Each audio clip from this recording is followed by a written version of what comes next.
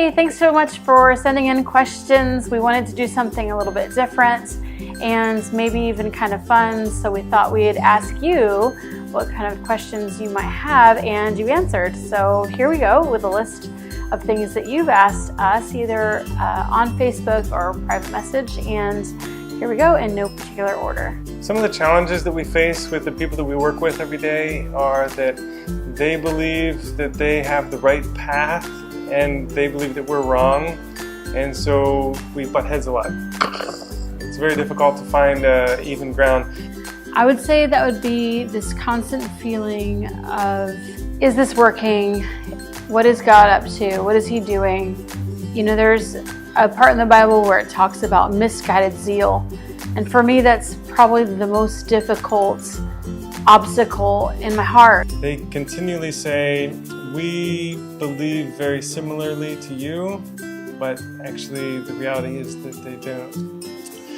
Tim from Pennsylvania asked if I eat my boogers, and my wife says that... No. Do you, Tim?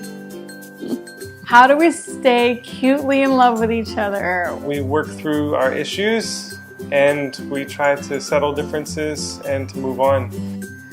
So actually next week is our anniversary, and we will be married 14 years, and at least 4 of those have been really great. I think a lot of people find it so difficult because they don't want to move on with the person that they originally fell in love with, and my hope and prayer is that I'll be with my wife until the bitter end.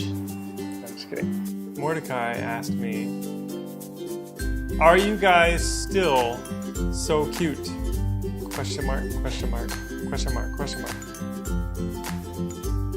Can you just give me a look? Yep.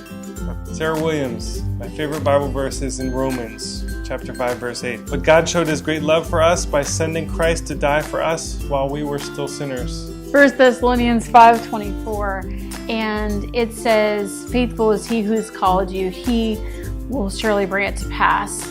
And that has really helped me a lot, because it helps when things are difficult to remember that God is the one who is doing this. This is His thing, this is His work, and He is faithful. And when I'm not faithful, He's still faithful.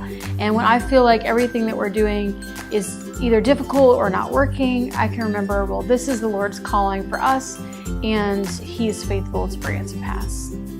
So, what are my favorite books in general? I really enjoy reading, and I'm usually reading several books at the same time. They're usually next to my bed.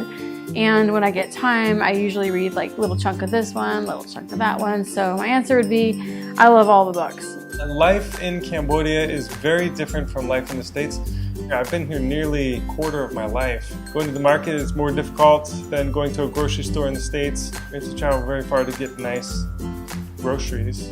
Definitely our favorite moment of this year is when we found out that Karis was healed. It was the most amazing thing that has ever happened. It means no more drugs for her, no more monthly blood draws, no more being completely paranoid about everything she does. We get to just let her be normal, and she feels normal, and that's a really big deal to her. Hope you all enjoyed the question and answer session, and maybe we'll try to do it again if you give it a thumbs up on Facebook. Thanks.